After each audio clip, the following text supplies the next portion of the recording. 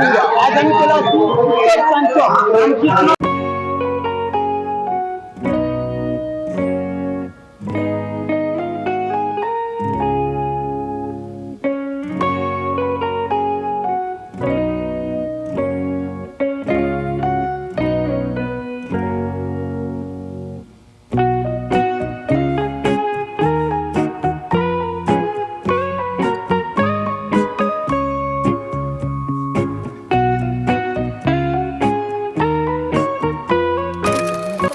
আজ আমি চলে আসছি উত্তরপ্রাঞ্চল রামকৃষ্ণ সেবা সংঘের যে রাম পুজো উপলক্ষে এই অনুষ্ঠানে সকাল থেকে কিন্তু এনারা অনুষ্ঠান রেখেছেন, সময়সূচি নির্ধারিত সময় রেখেছে। আর সন্ধ্যায় কিন্তু সেই অনুষ্ঠানের নরনারায়ণ সেবা শুরু হয়ে গেছে অলরেডি।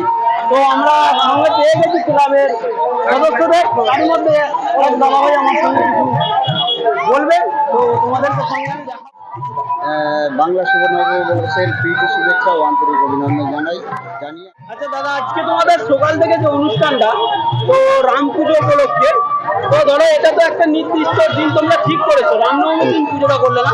তো আজকের দিনে সকাল থেকে যে অনুষ্ঠানগুলো আছে, তোমাদের কি কি অনুষ্ঠান ছিল মোটামুটি? তো একটাই কথা বলবো যে আমাদের উত্তর চারদিক রামকৃষ্ণ সেবা সংঘের এই হনুমান পুজো বা রাম পুজো, এটা আমাদের ক্লাবের সংগঠন তৈরি হয় 2000 সালে। 2004 সাল থেকে পুজো আরম্ভ হয়। আজ দীর্ঘ 22 বছর পূর্ণ হয়ে গেছে। এই পুজো আমরা প্রথম ছোট থেকে যেভাবে শুরু করে এত বড় আকারে পরিণত করতে পেরেছি, তার একটাই কারণ আমাদের গ্রামের স্বেচ্ছাসেবক, গ্রামবাসী ও আগত দর্শনার্থীদের অক্লান্ত পরিশ্রম ও সহযোগিতা, যার জন্য আজকে আমরা এই এত বড় একটা অনুষ্ঠান করতে পারছি। সেটা আমাদের সকলের আশীর্বাদ আমাদের মাথার উপর আছে বলেই সেটা কিন্তু সম্ভব। আচ্ছা, সকালে শুনলাম যে তোমাদের জল ঢালাই হয়েছে, তো জল ঢালাই কত লোক জল ঢালতে এসেছিল মোটামুটি গ্রামে? আর জল ঢালাতে হনুমান পুজোটা আমরা আগে করতাম, কিন্তু জল ঢালা অনুষ্ঠানটা আমরা এই গত 2 বছর করছি। 2 বছর। তো প্রথম বছর 130 থেকে 35 জন হয়। এই বছরে রৌদ্র তাপের দাবদাহে কিছুটা পরিমাণ কম হয়েছে, ওই 90 থেকে 92 জনের মতো হয়েছে। কিন্তু সেই 90 জনের পিছনে আরো 100 জন উৎসাহিত হয়ে তাদের সঙ্গে তাল মিলিয়েছে, এবং গোটা গ্রামের লোক সেই জল ঢালা অনুষ্ঠান দেখতে এসে প্রায় 2,500 থেকে 3,000 লোক এই অনুষ্ঠানে সামিল হয়েছে। এবং সকালে আমি আসতে পারিনি অনুপস্থিত থাকার জন্য সকল ফেসবুক প্রেমীদের কাছ থেকে আমি ক্ষমা চাইছি, কারণ আমাদের এখানে যে আমাকে বলেছে প্রবাসদা, তো ওনার সুপারিশে আমি আসছি। তো আজকের এই সুন্দর অনুষ্ঠানটি উত্তরপ্রাঞ্চল রামকৃষ্ণ সেবা সংঘের যে পরিচালনায় এখন আমরা দেখতে পাচ্ছি যে নরনারায়ণ সেবা হচ্ছে। তো নরনারায়ণ সেবা তোমাদের, আচ্ছা তোমাদের এই যে অনুষ্ঠানটা কত হাজার লোকের মোটামুটি আয়োজন? আমরা ক্লাব কর্তৃপক্ষের তরফ থেকে আমরা আয়োজন করেছি 4,500 থেকে 5,000 লোকে।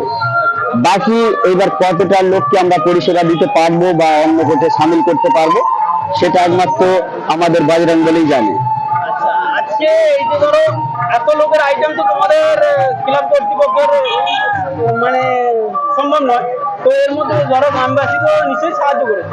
অবশ্যই আমাদের এই অন্নকূট অনুষ্ঠানে একদম বাচ্চা থেকে বড়, বয়োজ্যেষ্ঠ থেকে সিনিয়র সকলে অক্লান্ত পরিশ্রম করে, এবং যার যেমন সামর্থ্য সে ততটা দিয়ে সহযোগিতা করে।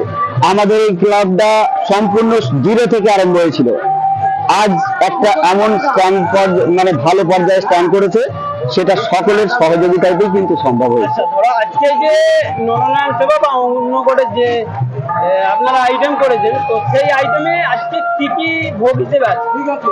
ভোগের মধ্যে আমরা বজরংবলীর কৃপায় এই অনুষ্ঠানে অন্নকূটে আয়োজন করতে পেরেছি ভাত, ডাল, চচ্চড়ি বা ছ্যাঁচড়া যেটাকে বলে, তার সঙ্গে পটল আলুর তরকারি এবং চাটনি, বোঁদে, এইসব ইত্যাদি আছে, আরো নানা রকম আইটেম আছে।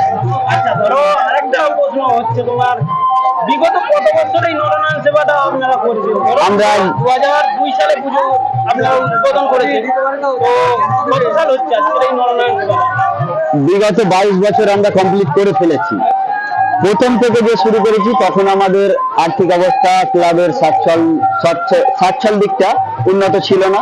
তখন আমরা প্রথম ঠাকুরের নরনারায়ণ সেবার ভোগ হিসাবে খিচুড়ি খেতাম। তো এখন সেই খিচুড়ি ভোগটা ধীরে ধীরে আমরা ভাত তরকারি নানা রকম সবজিতে রূপান্তরিত করতে পেরেছি, সেটা আমাদের সকলের সহযোগিতা। আচ্ছা, আজকে নরনারায়ণ সেবা হয়ে যাচ্ছে, আজকে আর কোন অনুষ্ঠান? আগামীকাল আপনাদের কি অনুষ্ঠানটা? আগামীকাল আরো বড় অনুষ্ঠান, সেটা হচ্ছে একদম দুপুর থেকে শুরু, বিভিন্ন রকম প্রতিযোগিতামূলক খেলা ছেলে মেয়ে উভয়ের জন্য। সেটা দুপুর 3টে থেকে আরম্ভ হয় এবং ঠিক সন্ধ্যা 7:30 বাজার সঙ্গে সঙ্গে আমাদের গ্রামের ছোট ছোট গ্রাম্য শিল্পী সমন্বয়ে সাংস্কৃতিক অনুষ্ঠান হয় এবং গ্রামের শিল্পীদের অনুষ্ঠান শেষ হলে আমরা একটা মূল পর্বের বড় অনুষ্ঠানে চলে যাই, সেটা সাংস্কৃতিক অনুষ্ঠান, অর্কেস্ট্রা বা ফাংশন। আচ্ছা, আগের বছর আমি আসছিলাম, তো আগের বছর আরতি সিঙ্গার, হ্যাঁ। যে ফেসবুক পপুলার সিঙ্গার সে ছিল, ইউটিউবে এখন ওনার 1.5 মিলিয়ন ছিল। তো এবছর কাকে আনছেন? এই বছরে আগের বছরের তুলনায় এই বছরে অনুষ্ঠানের কোয়ালিটি আরো একটু হাই লেভেলের।